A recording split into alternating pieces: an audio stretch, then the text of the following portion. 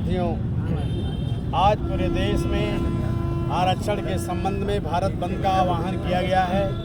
हम उसी आरक्षण के समर्थन में यहाँ सब इकट्ठित हैं।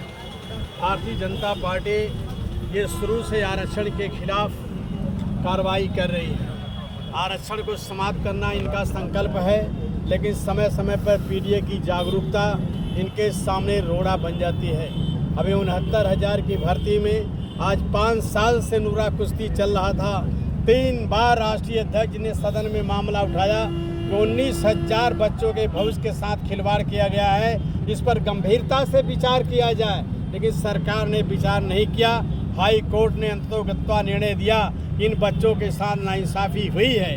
तो जो नाइंसाफ़ी करने वाले हैं, अब तक 4 साल पहले नियुक्ति हो गई होती, लेकिन 4 साल विलम्ब से हाई कोर्ट ने आदेश दिया है कि इसका फिर से जो है कि चयन होना चाहिए। मैं सरकार से मांग करता हूं कि जो भी अधिकारी अनियमितता बरते हैं, जिनके वजह से हमारे बच्चे 1 साल से रोड पे संघर्ष कर रहे थे, धरना प्रदर्शन दे रहे थे, उनके खिलाफ कार्रवाई होनी चाहिए और चयनित बच्चों को पीछे से 4 साल का जोड़ करके वेतन भत्ता मिलना चाहिए। आरक्षण के सम्मान में आरक्षण हमारा सब कुछ है। बड़ी मेहनत के बाद बाबा साहब अम्बेडकर ने संविधान में हमें आरक्षण की व्यवस्था दिया है।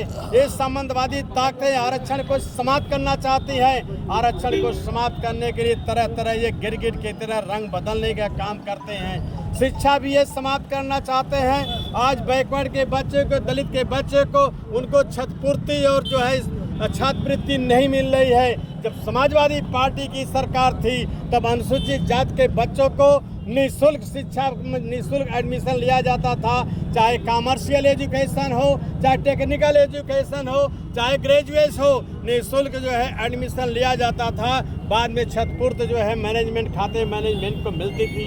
लेकिन जब से ये सरकार आई है, वह व्यवस्था समाप्त कर दिया है। जब से व्यवस्था समाप्त कर दिया है, तब तक सबसे दलित समाज के बच्चों का एडमिशन 50% कम हो गया है।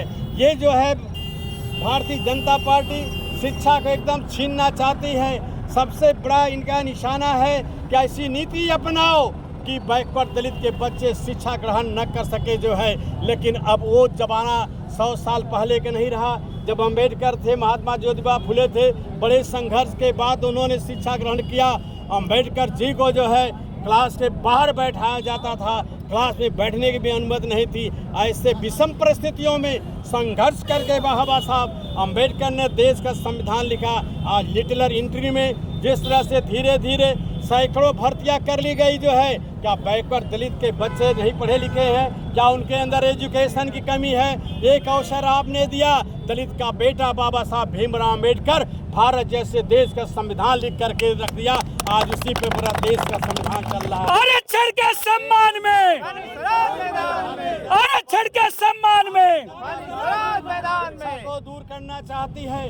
3000 वर्ष तक हमारे पूर्वजों को पुस्तक छूने नहीं दिया गया, किताब छूने नहीं दिया, पढ़ने नहीं दिया गया है। तो शिक्षा से जो वंचित करने वाले थे, वो सदन में जो है वोट का अधिकार भी नहीं दे रहे थे। आप सीडी निकाल करके देख लीजिए, पार्लियामेंट तक इस मुल्क की सामंतवादी ताकतें जो है वोट का अधिकार भी नहीं दे रहे थे। मैं धन्यवाद दूंगा, मैं नमन करूंगा, मैं उनके चरणों में प्रणाम करूंगा कि बाबा साहब अम्बेडकर ने बड़े संघर्ष से जो है हम सबको वोट का अधिकार दिया, जिससे हमारा मान सम्मान स्वाभिमान सब कुछ जागृत हुआ।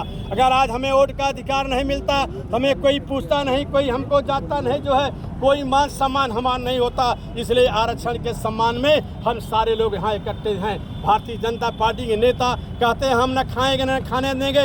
इनसे ज़्यादा खाने वाला इस दुनिया का विश्व में कोई नहीं है। इनके साथ जो है उनकी जांच पड़ताल नहीं किया जा रही है। आप येदियुरप्पा की जांच करा लीजिए। माइनिंग घोटाले में अरबों खरबों रुपए घोटाला है, और अभी अजीत पवार जो है 75,000 करोड़ के घोटाले में फंसे थे, तब उन्होंने भारतीय जनता पार्टी ज्वाइन कर दिया। और इनका जो है बंगाल का जो है शुभेंदु चौधरी जो है, जो इनका नेता विरोधी दल है, शारदा चिट फंड घोटाले में फंसा हुआ है, उसकी जांच करा लीजिए। अपने लोगों के ऊपर CBI CID नहीं बैठाते हो और झूठ बोलते हो जनता के सामने कि हम न खाएंगे न खाने देंगे। भारतीय जनता पार्टी से निकम भ्रष्ट पार्टी इस धरती पर कोई नहीं है। अब PDA ने अंगड़ाई ले लिया है। हमारे राष्ट्रीय अध्यक्ष जी ने ऐलान किया था कि 2 अक्टूबर को हम जो है पूरे प्रदेश को बंद करेंगे और ये आरक्षण के मुद्दे को लेकर के सड़कों पर उतरेंगे। 45 जो अभी इन्होंने डायरेक्ट IAS की नियुक्ति का मामला निकाला था, राष्ट्रीय अध्यक्ष ने कह दिया हम इसको स्वीकार नहीं कर सकते।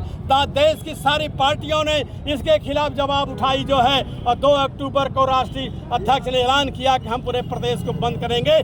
तब ये भारतीय जनता पार्टी के लोग हिल गए जो है, हिल गए। इन्होंने आनंद फानन में फिर तत्काल निर्णय ले लिया कि अब ये 45 पदों की जो नियुक्ति की जा रही है वो रद्द किया जा रहा है।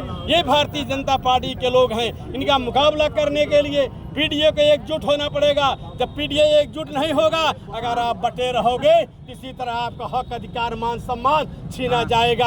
आप सब लोग देखते रह जाओगे। इसलिए अपने हक अधिकार के लिए, मान सम्मान स्वाभिमान की लड़ाई लड़ने के लिए PDA को एकजुट होना होगा। एक तरफ एक कहा हम तो अभी इधर हैं, हम गांव में चलेंगे, चौपाल लगाएंगे जो है, हम चट्टी चौराहे पे बैठेंगे, हम बताएंगे कि भारतीय जनता पार्टी दूर दूर तक बैकवर्ड दलित के हित ऐसी नहीं है। बैकवर्ड दलित के हितों का किस तरह से हनन करने वाले हैं, हम चौपाल के माध्यम से लगाने का काम करेंगे जो है। आपसे मैं कहना चाहता हूँ, ये शिक्षा वो आग है जो